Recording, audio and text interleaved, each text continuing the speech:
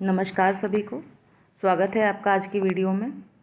जैसा कि आप जानते हैं कि हमने 500 की एक क्वेश्चंस की एक सीरीज़ को स्टार्ट किया है, कॉमर्स रिलेटेड सभी इम्पोर्टेंट क्वेश्चंस को जिसमें कवर किया जाएगा। इसके रिगार्डिंग हम 40 क्वेश्चंस को कंप्लीट कर चुके हैं 3 डिफरेंट वीडियोस में। आप जाके चेकआउट कर सकते हैं। आज की वीडियो में भी हम 10 क्वेश्चंस को कंप्लीट करेंगे। आज का टॉपिक आपका जर्नल से है कि जर्नल से जो भी मोस्ट इम्पोर्टेंट क्वेश्चंस बनते हैं जो आए हुए हैं प्रीवियस एग्जाम्स में, उन क्वेश्चंस को आज हम देखेंगे और पता लगाएंगे कि हम कितना जानते हैं उन टॉपिक के बारे में। आप अपने आप को चेक करिए, फाइंड आउट करिए कि आउट ऑफ 10 आप कितना स्कोर करते हैं। जो भी आपका स्कोर रहे आप मेंशन ज़रूर करिएगा कमेंट में, ठीक है। चलिए, आज का टॉपिक है आपका जर्नल, इसी से रिलेटेड आपके सारे क्वेश्चंस रहेंगे। स्टार्ट करते हैं आज का टॉपिक। चलिए, आपका फर्स्ट क्वेश्चन आपके स्क्रीन पे है, पढ़िए। In journal transactions are recorded on. Journal में ट्रांजैक्शन को किस बेसिस पर रिकॉर्ड किया जाता है? तो जैसा कि हम जानते हैं, जब हम ट्रांजैक्शंस को करते हैं जर्नल में, जब ट्रांजैक्शंस को रिकॉर्ड किया जाता है तो उसको जो ट्रांजैक्शन जब होगी उसे तब रिकॉर्ड किया जाता है। इसी को हम क्या बोलते हैं? इसी को हम क्या बोलते हैं? कौन सा बेसिस बोलते हैं? क्रोनोलॉजिकल बेसिस बोलते हैं। मतलब जो ट्रांजैक्शन पहले होगी उसको पहले रिकॉर्ड किया जाएगा और जो ट्रांजैक्शन बाद में होगी उसको बाद में रिकॉर्ड किया जाएगा। आई होप कि आपको समझ में आया होगा। चलिए, सेकंड क्वेश्चन आपकी स्क्रीन पर है। Transfer of debit and credit item from journal to ledger. जब जर्नल बुक से लेज़र में ट्रांजैक्शंस को ट्रांसफ़र किया जाता है तो इसको क्या बोलते हैं? क्या बोलते हैं? ये प्रोसेस को क्या बोलते हैं? इस प्रोसेस को क्या बोलते हैं? इस प्रोसेस को बोलते हैं पोस्ट करना, पोस्टिंग। सो आपका करेक्ट आंसर है ऑप्शन डी। ओके, चलिए, नेक्स्ट क्वेश्चन है आपकी स्क्रीन पर। In journal transactions are recorded on. आपके ऊपर भी एक क्वेश्चन आया था, उसका ऑप्शंस और इसके ऑप्शंस अलग अलग हैं। उसमें वो पूछा था कि क्रोनोलॉजिकल बेसिस पर किया जाता है, वहीं यह पूछा गया है कि जर्नल ट्रांजैक्शन को किसके आधार पर रिकॉर्ड किया जाता है। क्या वो ईयर वाइज रिकॉर्ड करते हैं हम उसको, या मंथली बेसिस पर करते हैं, डेली बेसिस पर करते हैं, या पीरियोडिक में इंटरवल बेसिस पर करते हैं? तो ऐसा तो नहीं है कि अगर हमने कोई ट्रांजैक्शन आज करी है तो उसको रिकॉर्ड 365 डेज़ के बाद करेंगे, नहीं ना।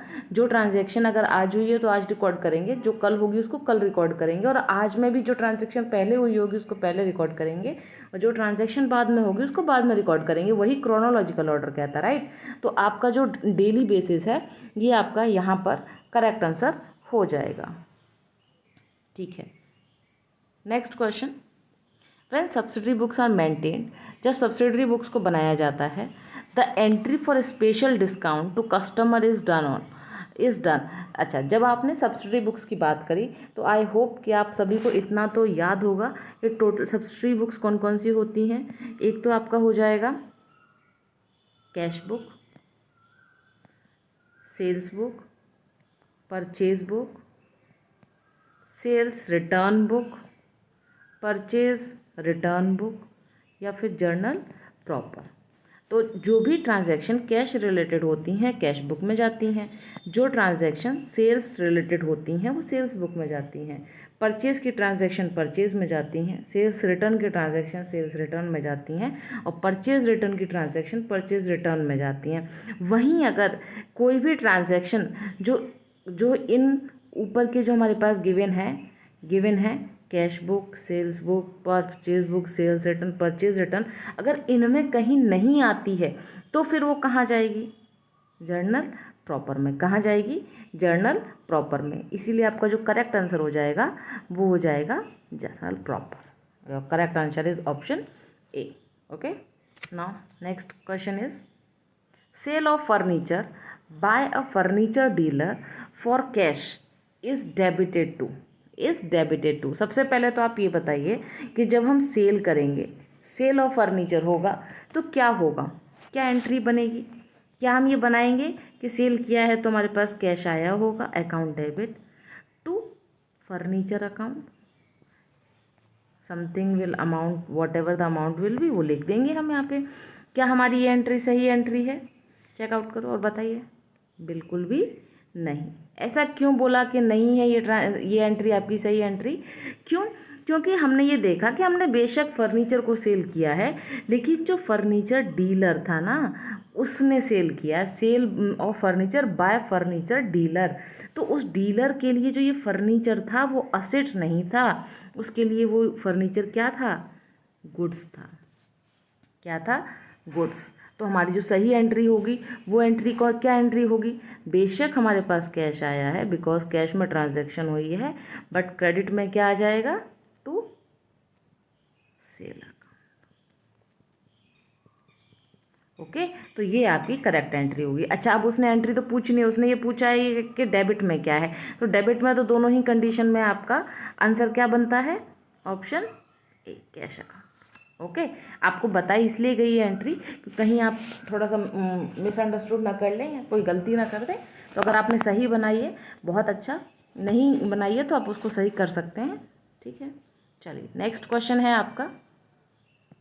A journal entry in which two or more accounts are debited and credited। Journal entry में जिसमें दो या दो से ज़्यादा अकाउंट्स को या तो डेबिट या तो क्रेडिट किया जाता है, तो उस एंट्री को क्या बोला जाता है? क्या होगा वो? क्या वो डबल एंट्री होगी, या वो मल्टी एंट्री बोली जाएगी, एडिशनल एंट्री बोली जाएगी, या कंपाउंड एंट्री बोली जाएगी? बताइए सही आंसर क्या होगा आपका? आपका सही आंसर क्या होगा? Compound entry. Okay, your correct answer is option D. चलिए नेक्स्ट क्वेश्चन पे आते हैं। Which of the following item will have a debit balance? इनमें से किसका बैलेंस डेबिट बैलेंस कहलाएगा? देखिए आए हुए क्वेश्चन है ये, पीजीटी और यूपीपीसी पीसीएस प्री में आए हुए क्वेश्चन हैं ये सभी। देखिए आप कि इनमें से किस आइटम का डेबिट बैलेंस होगा। तो जैसा कि आप जानते हैं कि जो आपका इनकम रिसीव इन एडवांस, अगर हमने एडवांस में पैसा ले लिया तो हमारी लायबिलिटीज़ इंक्रीज़ कर देगा, और लायबिलिटीज़ का बैलेंस होता है credit balance. Bank loan is again liability, liability balance is credit balance. Prepaid insurance premium, prepaid means हमारा क्या है? असेट। क्या है? असेट। और असेट का बैलेंस क्या होता है? डेबिट। और चेक कर लेते हैं, वैसे तो हमें अपना आंसर मिल गया है, एक बार और चेक कर लेते हैं। रिजर्व फॉर डाउटफुल डेब्ट, again reserve is a liability and liability comes in credit side, या बैलेंस जिसका रहता है क्रेडिट। तो आपका जो सही ऑप्शन होगा यहाँ पर, जो आपका आंसर कहलाएगा वो ऑप्शन हो जाएगा सी। ठीक है, option C is your correct answer.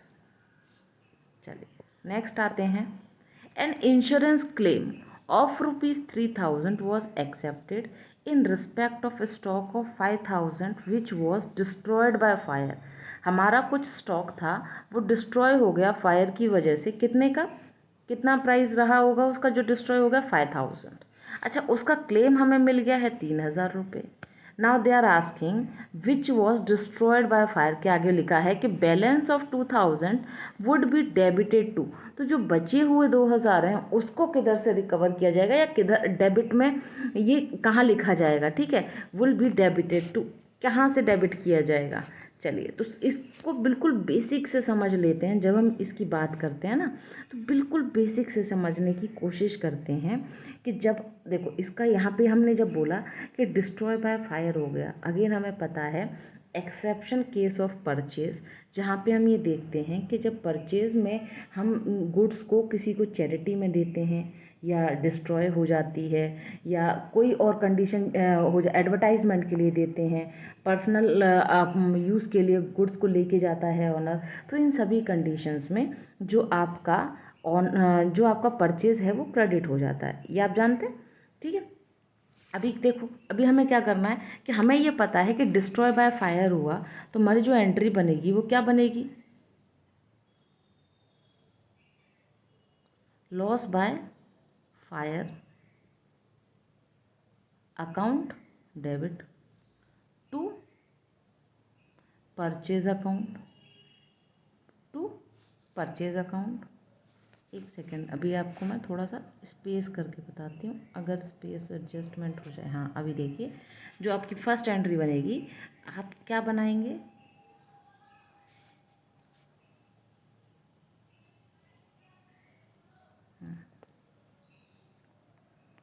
Loss by fire debit to purchase account. कितने का लॉस हो गया? 5000 का। ठीक है, सेकेंड एंट्री क्या बनेगी? सेकेंड एंट्री क्या बनेगी? जब हमने ये देखा कि जो नुकसान हुआ है इसका क्लेम हमें मिल गया है, तो हम ये बोल सकते हैं कि लॉस में से जो लॉस हुआ था, लॉस बाय फायर नीचे आ जाएगा अभी, और ऊपर क्या आ जाएगा आपके? क्लेम। Claim received debit. कितने का क्लेम हमको मिल गया है? 3000 का। ठीक है, now come to next entry, जहाँ पे हम ये बोलेंगे कि जो हमारी ट्रांजैक्शन है, तीसरी एंट्री हमने क्या लिखेंगे, हम कैसे रिकवर करेंगे? हमें पता है लॉस हुआ है 5000 का, 3000 तो रिकवर हो गया। अभी फिर से नीचे आएगा कि हमारे पास अभी भी लॉस 2000 का बचा है।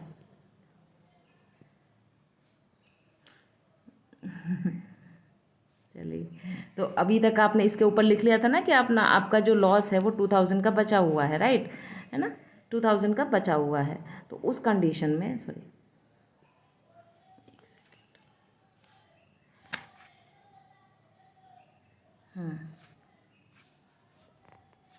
जो लॉस आपका 2000 का बचा हुआ है, तो हम ये बोल सकते हैं कि जो टू लॉस है, लॉस बाय फायर, यहाँ पे आएगा। बाकी जो आपके पास जो इसे रिकवर करवाएगा वो कौन कराएगा? फर्म के अकाउंट से करेंगे। और फर्म अपने प्रॉफिट एंड लॉस को किस अकाउंट से करता है?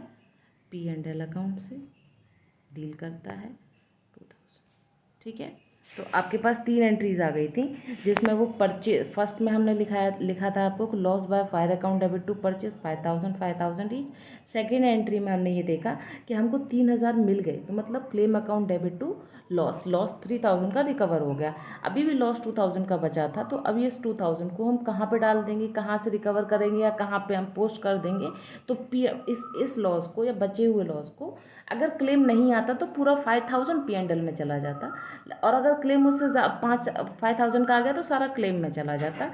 लेकिन यहाँ पे क्लेम आया 3000 का, रिमेनिंग 2000 वो फर्म उसको पे करेगा। तो फर्म के पास एक ही अकाउंट है पे करने के लिए, जो है P&L अकाउंट। ठीक है, इसीलिए आपका P&L अकाउंट क्या हो जाएगा?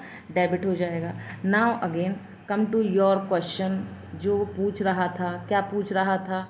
वो ये बोल रहा था कि आपका 2000 वुड बी डेबिटेड टू, किधर डेबिट होगा? तो अभी हमने करा है डेबिट, कहाँ? अभी हमने करा है debit P&L account. I hope आपको समझ में आया होगा। ठीक है, थोड़ा सा बीच में वो कट हो गया, उसके लिए माफ़ी, लेकिन आई होप कि समझाने में गलती नहीं हुई होगी और आप लोगों को वो समझ आया होगा जो आपको समझाया जा रहा है। चलिए नेक्स्ट वन आता है आपका question, on purchase of old furniture. On purchase of old furniture ₹8000 were spent on its repair. This amount should be debited to. अभी इसमें क्या बोला है कि on purchase of old furniture 8000 जो अमाउंट है वो उसके स्पेंड की, उसको ठीक कराने के लिए, तो इसको डेबिट कहाँ करेंगे, किस में करेंगे? तो क्या ये एक्सपेंस कहलाएगा या फिर ये असेट के साथ आएगा? तो जैसा कि हम जानते हैं कि जब भी हम कोई भी असेट को परचेज करते हैं फर्स्ट टाइम, तो उसके सारे के सारे अमाउंट को असेट में ऐड किया जाता है। ठीक है, तो हमने यहाँ पे क्या किया है? फर्नीचर परचेज किया है, फर्नीचर हमारा असेट है, तो ये अमाउंट डेबिट हो जाएगी किस में? फर्नीचर अकाउंट में। ठीक है, चलिए now come to, I think this one is last question, बहुत ध्यान से करिए। If a machinery of ₹7,20,000 is purchased against the issue of fully paid up share of ₹8 lakh, then balance of 80,000 is debited to। अगर किसी machine को purchase किया गया है, किसी भी मशीन को परचेज किया गया है 7,20,000 में, ठीक है, और हमने अपने शेयर्स उसको दे दिए हैं पूरे 8 लाख के, हमने उसको 8 लाख का ऑनर बना दिया, 8 लाख शेयर्स हमने उसको फुल्ली पेड अप में दे दिए। तो जो हमने उसको, और हमने देखो परचेज़ किया, purchase of machinery 7,20,000 is purchased against the issue of share paid share. हमने शेयर्स कितने दिए, हमारे शेयर्स कितने गए, 8 लाख। तो जो हमारी एंट्री बनेगी वो क्या बन जाएगी बताइए। हमारी एंट्री हम ये बना सकते हैं, एक सेकंड हम पेन चेंज कर लें। हमारी एंट्री क्या बन जाएगी, हम ये बोल सकते हैं मशीनरी अकाउंट डेबिट और 2 shares capital account. Share capital में कितनी आ जाएगी आपकी, शेयर कैपिटल में कितनी आ जाएगी 8 लाख, मशीन में कितनी आ जाएगी 7,20,000, रिमेनिंग 80,000 जो डेबिट में आ रही है वो किसके नाम से आ जाएगी, किसके नाम से आ जाएगी, डिस्काउंट दिया होगा भाई। हाँ, आपने शेयर्स में डिस्काउंट दिया होगा तभी तो आपकी वो 7,20,000 की पड़ी। ठीक है, तो आपका जो ये जो क्वेश्चन है इसका सही आंसर होगा option D. Okay, discount on issue of share account. Okay, so I hope कि आपको आज के सभी 10 क्वेश्चंस समझ में आए होंगे और आपका भी स्कोर अच्छा रहा होगा।